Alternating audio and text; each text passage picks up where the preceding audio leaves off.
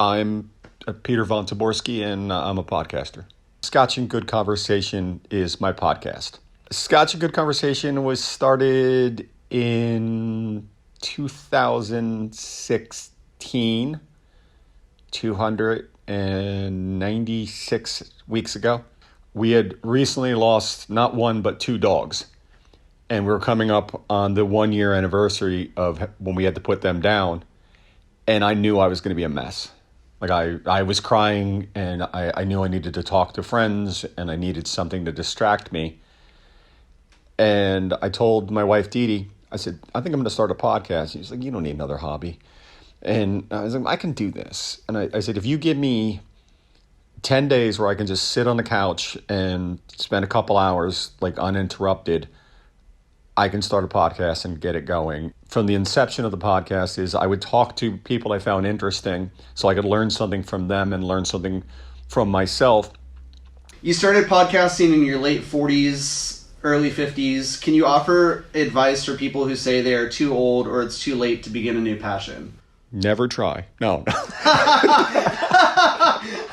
Don't try. It's a waste of energy. No, I would say try, but if you're going to try, don't half-ass it. Like jump in with both feet. Worst case scenario, you fail.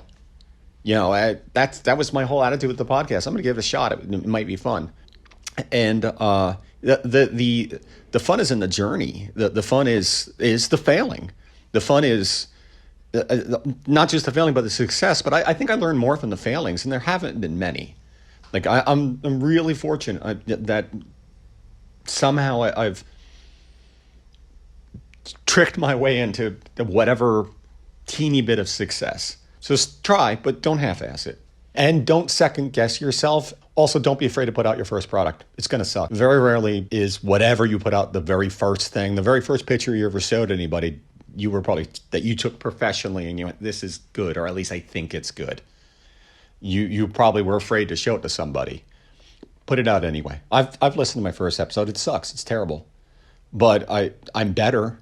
It's terrifying putting something into the world that you love and you think is art, because there's always going to be people who are going to criticize it. There are always going to be people who are going to say that's great and not really mean it. But there's going to be somebody out there who loves it. And that's what you do it for. And ultimately, though, do it for yourself. Don't do it for anybody else. Do it for yourself.